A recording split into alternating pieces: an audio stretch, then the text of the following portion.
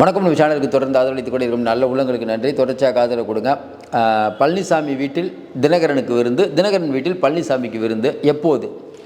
அதாவது பிஜேபியுடைய ஃபார்முலா தான் அது. இது நடக்க போகுது. இதை பற்றி பேச போகிறோம். அதையும் தாண்டி அதிமுகவுடைய ஐடி விங் தொடர்ந்து நம்ம ரொம்ப நாளாக சொல்லிட்டு இருந்தோம். அதிமுகவுடைய ஐடி விங் சரியாக செயல்படுத்தலை அப்படின்ட்டு. நீங்கள் அதிமுக ஐடி விங் சரியாக செயல்படுதுன்னு நீங்கள் நினைக்கிறீங்களா? இன்றைக்கி சமூக ஊடகங்களில் பார்த்தீங்கன்னா திமுக 200 ரூபா உடன்பிறப்புகள் ஐடி விங் தனியாக வச்சுருக்காங்க. டிவி கேட்க சொல்லவே வேணாம், எல்லா கையிலையும் மொபைல் இருக்குது. அந்த பக்கம் முதல்ல நல்லா ஃபோர்ஸாக வந்துட்டு இருந்த நாம் தமிழர் கொஞ்சம் குறைஞ்சிட்டாங்க, ஆனாலும் இருக்காங்க. ஆனால் அதிமுக டேக் கேஃபே ஆகலை. பழனிசாமி அவர்கள் ட்வீட் போட்டாலே கீழே அதை டேக் பண்ணுறது கம்மி. இன்னும் பார்த்தீங்கன்னா அதை ஃபாலோ பண்ணுறவங்க எண்ணிக்கை கம்மி. இதான் 1.5 கோடி உறுப்பினர்கள் அதிமுகன்னு சொன்னாலும் சோஷியல் மீடியாவில் அவங்க பவர்ஃபுல்லாக இல்லை. அதுக்கு காரணம் ராஜ் சத்தியன். நம்ம ஏற்கனவே சொல்லியிருந்தோம். ஒரு தடவை பழனிசாமியோடைய படம் தூங்குற மாதிரிலாம் டிஆர்பி ராஜா போட்டிருந்தார். அதற்கு வெகுண்டு எழுந்து பெரிய அளவுக்கு பிரச்சனை ஒரு 2 நாளைக்கு அப்புறம் தான் ஆரம்பிக்குது. அதுக்கப்புறம் திமுகவுடைய ஐடி விங் அமைதியாவது பழனிசாமியே நேரடியாக இதுக்கு மேலே ஏதாவது பண்ணினீங்கன்னா இறங்கிடுவோங்கிற மாதிரி சொன்ன உடனே உதயநிதி ஆஃப் ஆகுறார். அந்த அளவுக்கு பழனிசாமி ஸ்ட்ரெயிட்டாக பேச வேண்டியதாக இருக்குது, ஐடி விங் பேச மாட்டேங்குது. அப்போ ஐடி விங்கை மாற்றணும்னு பெரும்பாலும் எல்லாரும் சொல்லிட்டு இருந்தாங்க. இன்றைக்கி ஐடி விங் மாற்றப்பட்டு இருக்கிறது. ராஜ் சத்தியன் அவர்கிட்ட இருக்கக்கூடிய பொறுப்பை கூத்தி இந்த பிரம்மாண்யா அந்த நிறுவனத்திட்ட கொடுத்துருக்காங்க. இதை பற்றி நம்ம பேச போகிறோம். தொடர்ச்சியாக அதிமுக வலுப்பெறுதோ இல்லையோ பின்னால் பிஜேபி எப்படியும் ஜெயிக்கலாங்கிறதுக்காக சரியான ஓட்டம் ஓடிட்டுருக்காங்க. ஒலிம்பிக் ஓட்டம் மாதிரி. ஒரு பக்கம் வேலுமணி, தங்கமணி, விஜயபாஸ்கர் எல்லாம் ஒரு பக்கம் ஓட்டம். எந்தெந்த ஏரியாவில் ஆள் போடலாம், யாரை போடலாம், 1% இருந்தால் கூட அந்த ஒரு கட்சியை விட்டுறக்கூடாது. இன்னும் குறிப்பாக பார்த்தீங்கன்னா சின்ன சின்ன கட்சி, ஜாதி சங்கங்கள், இது எல்லாத்தையும் உள்ளே கொண்டு வரணும். வரக்கூடிய தேர்தலில் 10 ஓட்டு 20 ஓட்டு கூட பெரிய அளவுக்கு இம்பேக்ட் ஏற்படுத்தும். பூத்து கமிட்டியிலேருந்து எல்லாத்தையும் கவனிக்கக்கூடிய வேலை இன்றைக்கி பழனிசாமி. ஆனால் என்ன சிக்கல்ல, எல்லாத்தையும் கவனிக்கக்கூடிய பழனிசாமியால் அந்த யூடியூப், ஃபேஸ்புக்கு அதில் கவனம் செலுத்த முடியல. வாக்குச்சாவடி முகவர்கள், வாக்குச்சாவடி எவ்வளோ முக்கியங்கிறத அவர் ரொம்ப கவனமாக இருக்கார். ஏன்னா அவர் பழைய ஆள், கிளை செயலாளர்னு வந்தவர். அந்த காலத்தில் சோஷியல் மீடியா இல்லை. எப்பயுமே நம்ம இப்போ வர பசங்களுக்கு பார்த்திங்கன்னா அந்த யூடியூப், ஃபேஸ்புக்கு, இன்ஸ்டா காலத்தில் பிறக்கிறவங்க. நம்ம காலத்திலலாம் யூடியூப், ஃபேஸ்புக்கெலாம் இல்லை. அப்போ நம்ம அதில் கொஞ்சம் வீக்காக இருப்போம். நம்மளோட வீக்காக இருக்கவர் பழனிசாமி. ஏன்னா அவருக்கு அந்த பூத் கமிட்டி அதில் தான் கவனம் செலுத்துவார் ஒழியா இந்த சோஷியல் மீடியாவை அவ்வளோ ஹேண்டில் பண்ண மாட்டார் பொழுது. அதனால் என்ன செய்கிறாருன்னா இதில் பெருசாக அவர் கவனம் செலுத்துறதில்லை. இதை தனக்கு சாதகமாக பயன்படுத்தி கொண்டு இருக்கக்கூடிய ராஜ் சத்தியன் என்ன பண்ணுறாரு, அவர் இஷ்டத்துக்கு அவர் திமுகவுடைய ஸ்பைங்கிறது அது வேறு ஒரு கதை. ஏன்னா திமுக ஸ்பை அப்படிங்கிறத நம்ம பல விஷயங்கள்லேருந்து நம்ப முடியும். அவருடைய தொழில் முதலீடுகள் ஆரம்பித்து, அதாவது திமுக கூட லிங்கில் நிறைய பேர் இருக்காங்கன்னு வச்சுக்கோங்களேன். ஆனால் கட்சியை டேமேஜ் பண்ணிவிட்டு திமுகவோட கூட்டணி அப்படி திமுகவோட உறவு இருக்குல்ல, அது ராஜ் சத்தியன் பண்ணிகிட்ருக்கார். பல விஷயங்களில் பார்த்திங்கன்னா இன்றைக்கி அதிமுகவுடைய ஐடி விங் செயல்படாமல் இருக்கிறதாகட்டும், இதெல்லாம் பார்த்திங்கன்னா ராஜ் சத்தியன் தெரிஞ்சே இதை பண்ணுறாருன்னு நமக்கு நல்லா புரியுது. ஏற்கனவே ராஜ் சத்தியனால் நியமிக்கப்பட்ட ஒருவர் போதை மருந்து விஷயத்தில் பண்ணி அது பெரிய கட்சிக்கே ஒரு பெரிய தலைகுனிவாகி போச்சு. திமுகவை போதை மருந்து விற்கிறவங்க திமுக போதை மருந்து கட்டுப்படுத்தலைன்னு பழனிசாமி சொன்னால், உங்கள் கட்சியில் இருக்கக்கூடிய ஐடி விங்கில் இருக்க ஒருத்தர் தான் வித்தார் அப்படிங்கும்போது அது அதிமுகவுக்கு ஒரு பெரிய களங்கம். இந்த மாதிரி தொடர்ச்சியாக ராஜ் சத்தியன் அவருக்கு கூட இருக்கவங்க, அவர் திமுக கூட இருக்கக்கூடிய தொடர்பு, இது அரசியல் புரசலாக வந்தாலும் ராஜ் சத்தியனை யாரும் கண்ட்ரோல் பண்ண முடியல. எப்படா ராஜ் சத்தியன் போவார்னு எல்லோரும் எதிர்பார்த்தாங்க. இன்றைக்கி அவர்கிட்ட தூக்கியிருக்காங்க. அதுக்கு உச்சக்கட்டம் தான். ஏன்னா நம்ம சோஷியல் மீடியாவில் வர்றது நமக்கே தெரியுது. பழனிசாமி அவர்களுக்கு 1000 வேலை இருக்கும். ஒரு கட்சி தலைவர் ஆகிட்டார், அடுத்து ஜெயிச்சே ஆகணுங்கும் போது ஓடிக்கிட்டே இருக்க வேண்டியதான். அப்போ இதிலலாம் கவனம் செலுத்த முடியல. இன்னொன்று, அவர்கிட்ட போய் யார் சொல்கிறது? இப்போ வேலுமணி, தங்கமணி எல்லாத்துக்கும் தெரிஞ்சால் கூட இதை போய் யார் சொல்கிறது அப்படிங்கிற ஒரு பெரிய தயக்கம் இருந்தது. அதற்கு காரணம் ராஜ் சத்தியன் பழனிசாமி அவர்கள் பின்னாலேயே போகிறார். எங்கே போனாலும் பழனிசாமி பின்னால் போகும்போது பார்க்குறவங்க என்ன நினைப்பாங்க, ஓ பழனிசாமிக்கு ரொம்ப நெருக்கம் பொழுது. அவர் சொல்லுவார்ல, இப்போ தான் அண்ணனை பார்த்துட்டு வந்தேன், உங்களை பற்றிலாம் விசாரித்தார், உங்களை பற்றிலாம் பெருமையாக சொல்லியிருக்கேன். அப்படிங்கும்போது எப்படி இன்றைக்கி பெண் நிறுவனம் சபரீசன் இன்றைக்கி ஸ்டாலினுடைய மருமகன், அவர் ஸ்டாலினுடைய மருமகங்கும்போது எல்லோரும் பயப்படுவாங்க. ஒரு வியூக வகுப்பு நிறுவனம்னா இப்போ நேரு அவர்களோ மற்றவங்களோ வியூக வகுப்பு நிறுவனம் அவ்வளோதான். ஆனால் ஒரு மருமகனே வியூக வகுப்பு நிறுவனமாக இருக்கும்போது பார்க்குறவங்களுக்கு ஒரு மிரட்சி வரும். அதே போல் இங்கே ராஜ் சத்தியன் என்றார், அவர் வியூக வகுப்பு ஐடி விங்குடைய தலைவர் மட்டும் இல்லாமல் எப்பயுமே பழனிசாமி அவர்கள் கூடயே இருக்கார். அப்போ பழனிசாமி பையன் எனக்கு ரொம்ப வேண்டியப்பட்டவர், பழனிசாமி மனைவி எனக்கு அக்கா ரொம்ப வேண்டியப்பட்டவங்க அப்படின்னு சொல்லிட்டு அவங்க ஏன்னா அவர் வீட்டிலே இருக்கிறனால யார் பழனிசாமி அவர்களை சந்திக்கிறாங்க எல்லாம் அவருக்கு தெரியுது. அப்போ இதை வச்சு கட்சிக்காரங்க முழுக்க என்னென்னா ராஜ் சத்தியனை யாரும் பகைச்சிக்க முடியாது. அவர் திமுக கூட லிங்கில் இருக்கார், மாநகராட்சி சார்பாக எடுக்கிற பல டெண்டரில் அவருடைய இருக்குது. இதெல்லாம் தெரிஞ்சும் யாரும் பேசாமல் தான் இருந்தாங்க. ஏன்னா அரசியல் புதுசாக நமக்கு வரக்கூடிய தகவலாம் பற்றி நமக்கே ஆச்சரியமாகுது. என்னங்க பழனிசாமி கூட இருந்துக்கிட்டு எப்படிங்க இவ்வளோ வேலை பண்ண முடியுதுன்னா, இல்லைங்க அவர் தாங்க பண்ணுறாரு. இது பழனிசாமி அவர்களுக்கு எப்படிங்க தெரியாமல் இருக்கும்? அமித்ஷாக்கே அல்வா கொடுக்குறவர் இவருக்கு எப்படிங்க விட்டுருக்காருன்னா அதான் தெரிலைங்க, நல்ல அண்ணனை ஏமாத்துறாங்க.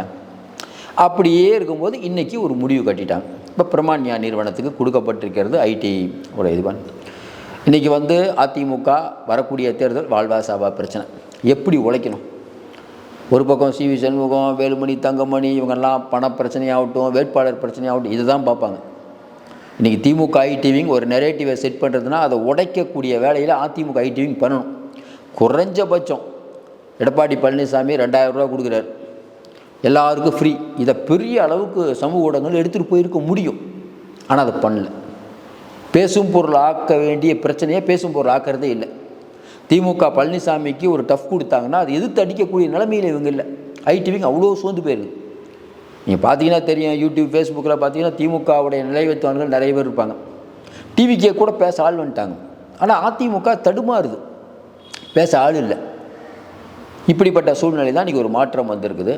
இந்த மாற்றம் அப்படிங்கிறது பல பேர் சந்தோஷமாக தான் கொண்டாடுறாங்க. ஏன்னா அங்கே இருக்கக்கூடிய ஐடிவிங்கில் இருக்கக்கூடிய கோவை சத்தியன் நல்லா பேசுவார், உங்களுக்கு தெரியும், நேஷனல் மீடியாலெலாம் பேசுவார்.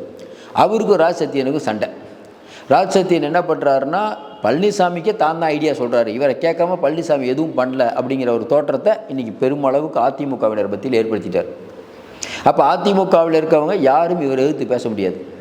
இன்னொன்று ஐடிவிங்கில் இருக்கவங்களுக்கு ஒரு பெரிய பொறுப்பை கொடுத்து பழனிசாமி கௌரவித்தாலும் ஐடிவிங் செயல்படல. இன்னும் குறிப்பாக சொன்னால் முக்கியமான பல பிரச்சனைகளில் ஐடிவிங் அமைதி காக்கும். திமுக ஐடிவிங் சரியாக ஓடிட்டு இருக்கும், இங்கே அதிமுக ஐடிவிங் செயல்படவே செயல்படாது. உங்களுக்கு பார்த்தீங்கன்னா கூட தெரிஞ்சிருக்கும். இன்றைக்கி அதிமுக தொண்டர்களாக கூட நீங்கள் இருங்க, நீங்கள் டிவிக்கே எவ்வளோ மூவ் பண்ணுறாங்க, நாம் தமிழர் எப்படி பண்ணுறாங்க, திமுக சொல்லவே வேணாம்.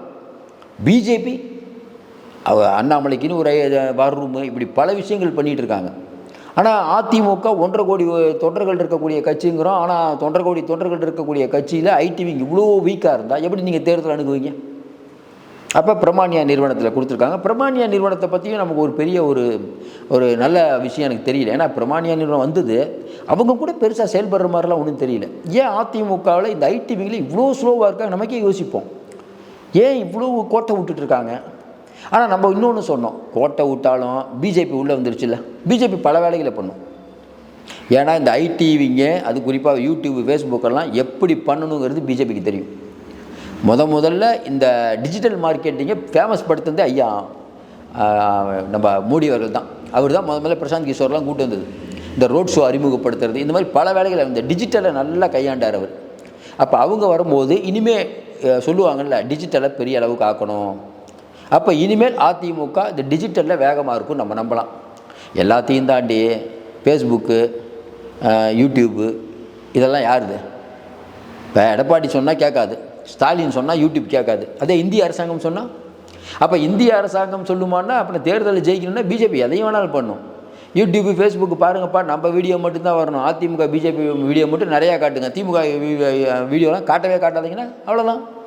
சில பேர் என்னங்க அது இந்த மாதிரி நடக்குமான்னா, பஞ்சாயத்து எலெக்ஷனில் மோடி பிரச்சாரத்துக்கு வருவார், அந்தளவுக்கு சீரியஸாக பார்ப்பாங்க பஞ்சாயத்து எலெக்ஷனை. இதுதான் பிஜேபி. அப்போ இந்த அளவுக்கு தமிழ்நாட்டை ஆளக்கூடிய ஒரு விஷயம் விட்டுருவாங்களா? அப்போ யூடியூப் ஃபேஸ்புக்கில் கடைசி பேசுவாங்க பாருங்களேன், இதெல்லாம் பண்ணுவாங்க. யூடியூப் ஃபேஸ்புக்கில் பேசி அதிமுக ஜெயிக்கும், பிஜேபி ஜெயிக்குங்கிற வீடியோலாம் மேலே வரும், இவங்களே ப்ரொமோஷன் பண்ணுவாங்க, அதெல்லாம் மேலே வரும். திமுக வீடியோ கீழே போகும், நீங்கள் காசே கொடுத்தாலும் திமுக வீடியோ கீழே போகும். இந்திய கவர்மெண்ட் பேசுதுப்பா. அப்போ பல விஷயங்கள் இன்றைக்கி எடப்பாடி பழனிசாமிக்கு பிஜேபியுடன் சேர்ந்ததாக அனுகூலம். இது ஒரு பக்கம். அடுத்தது இப்போ பழனிசாமியும் தினகரனும் கை கோத்துட்டாங்க. கை கோத்த உடனே ஐயா முதல் நாள் பிஎஸ் கோயல் அறிவிக்கிறார், உடனே பழனிசாமி மரியாதைக்குரிய சகோதரன் ஒரு ட்வீட் போட்டார், பார்த்துருப்பீங்க. என்னப்பா அதுக்குள்ளே இவ்வளோ அண்ணன் தம்பி பாசமாகிட்டாங்கன்னா அதுதான் அரசியல். அதையும் தாண்டி இன்னமும் அதெல்லாம் டிடிவியும் பழனிசாமி சேரலாங்க, இன்னும் உங்களுக்கு உள்ள உடன்பாடு இல்லைங்க, சும்மா தான் பேசிகிட்டு இருக்காங்க அப்படின்னு சொன்னதுனால பிஜேபி அடுத்த அட்டாக். எப்படி எல்லா மாநிலத்திலையும் பண்ணுறது தான். என்ன பண்ணுறது, 2 பேர் வீட்டுக்கு விருந்து வைப்பான். ஏற்கனவே உங்களுக்கு தெரியும், நயினார் நாகேந்திரன் வீட்டில் பழனிசாமிக்கு விருந்து வச்சது தெரியும், பழனிசாமி பிஎஸ் கோயிலுக்கு விருந்து வைப்பார், பழனிசாமி அமித்ஷாவுக்கு விருந்து வச்சது தெரியும். அதே போல் பழனிசாமி வீட்டில் விருந்து தினகரன் போவார், தினகரன் வீட்டில் விருந்து பழனிசாமி போவார். முடிஞ்சா எங்களுக்குள்ள எந்த பிரச்சனையும் இல்லை, நாங்களாம் அம்மாவின் பிள்ளைகள், எங்களுடையது திமுக மட்டும்தான். நம்ம டிடிவி ஒரு சரியான ஒரு அரசியல்வாதின்னு நம்ம ஆரம்பத்துன்னு சொல்லுவோம். அதுக்கு காரணம் அதுதான். காரியம் பெருசா வீரியம் பெருசா. இன்றைக்கி தேவையில்லாமல் பழனிசாமி துரோகின்னும் அவரோட போய் கூட்டணி போகிறதா, வேணாம்பா நான் திமுகட்ட போகிறேன்னா இவர் துரோகியாக இருப்பார். ஒன்று, டிவிகேயில் போனால் காசு கிடைக்காது. இங்கே அதிமுகவில் போனால் பல விஷயங்களுக்கு உதவி, எல்லாத்துக்கும் உதவி, சீட்டுக்கு சீட்டு, ஏகப்பட்ட விஷயம் கிடைக்கும், மேலே பவர் கிடைக்கும், நாளைக்கு ஒன்றிய அமைச்சராகலாம். எதுக்கு விடணும், பழனிசாமி இருந்துட்டு போட்டோம், அதிமுக கூடயே நெருக்கமாக இருப்போம், அதுக்கப்புறம் காலம் வரும் பார்த்துக்குவோம். அதனால் தேர்தல் வரும் வரை இவர்களை பிரிக்கவே முடியாது. எப்பயுமே சார் நிர்வாகிகள் போகலாம், தொண்டர்கள் அப்படிலாம் நினைக்க மாட்டாங்க. பழனி தென் மாவட்டத்தில் தளபதி போயிட்டார், அதாவது டிடிவி தினகரனை விட்டு போயிட்டார், மாணிக்க ராஜா போயிட்டார், போச்சு.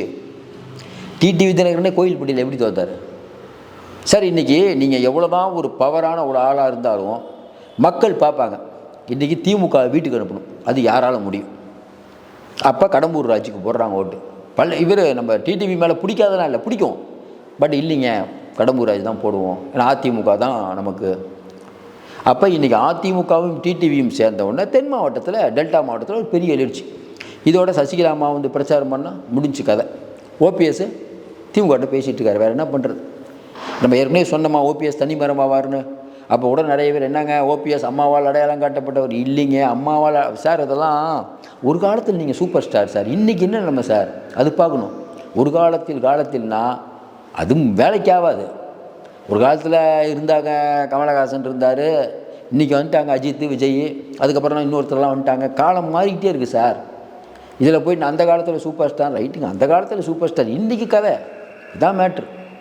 அப்போ அதிமுகவில் கடகடகடன்னு பல வேலைகள் நடந்து கொண்டிருக்கிறது. இனிமேல் அட்டாக் ஆரம்பிச்சிருவாங்க திமுக மேலே அட்டாக் ஆரம்பித்து ஒரு அமைச்சர்னால் எல்லா அமைச்சர் டக்கு டக்கு டக்குன்னு போயிட்டே இருக்கும். இந்த பக்கம் அதிமுக பொதுக்கூட்டம் இது கூட்டம் அது பாட்டுக்கு ஒரு பக்கம் போகும்.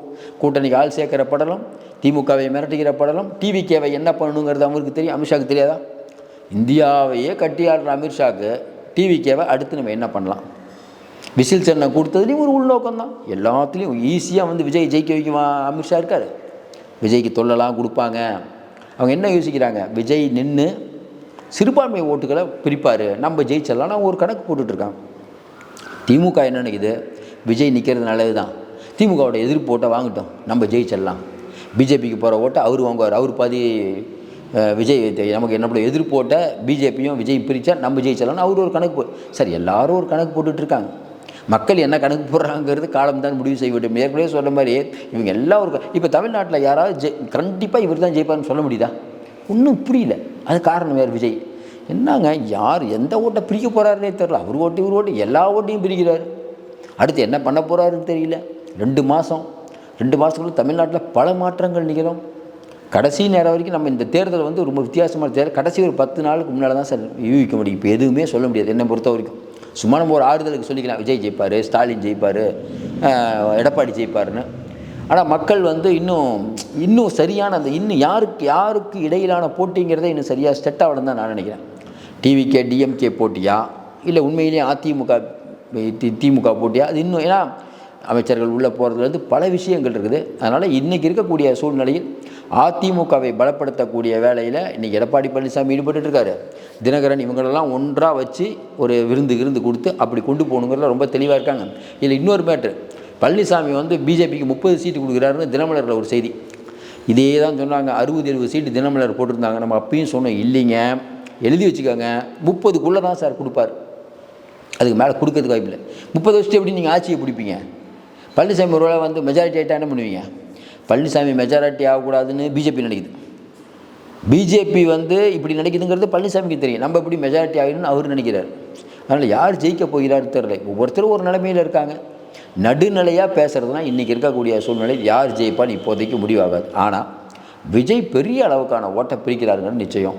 அமித்ஷாவும் மோடியும் சாதாரணமானவர்கள் இல்லை, அதுவும் நிச்சயம். இப்போ விஜய் பெரிய அளவுக்கு வந்துட்டுருக்காரு, நம்ம யோசிக்கும் போதே இல்லைங்க அமித்ஷா சாதாரணமான இல்லை. மகாராஷ்டிராவில் ஜெயிக்கவே முடியாது, நாங்கள் ஜெயிக்கிறார். ஹரியானாவில் ஜெயிக்கவே முடியாது, ஜெயிக்கிறார். பீகாரில் ஜெயிக்கவே முடியாது, ஜெயிக்கிறார். எப்படிங்க ஜெயிக்கிறார்? அப்போ ஏதோ ஒரு சூட்சம் இல்லாமல் ஜெயிக்குமா? ஆனால் மக்கள் அது என்னங்க சூட்சமாக அதான் இவிஎம் இருக்குது அப்படின்னா அதான் நம்மளும் சொல்கிறோம். விஜய்க்கே ஓட்டு போகணுன்னு நினச்சாலும் அங்கே பாக்ஸில் உள்ள தாமரையாக இருந்தால் என்ன பண்ண முடியும்? இன்னும் பண்ண முடியாது. தேர்தல் கமிஷனே அவங்க கையில் தான், ஒன்றும் பண்ண முடியாது. வேட்பாளரை நிராகரிப்பாங்க, என்னென்னமோ பண்ணுவாங்க சார். ஈஸியாக தேர்தல் நடத்த விட்ருவாங்க, அவ்வளோ ஈஸியாக ஜெயிக்க விட்ருவாங்களா? பலவிதமான சிக்கல்கள் இருக்கிறது. தொடர்ந்து பேசுவோம், நேர்மையாக பேசுவோம். தொடர்ந்து ஆதரவு கொடுங்கள். மீண்டும் சந்திப்போம். நன்றி, வணக்கம்.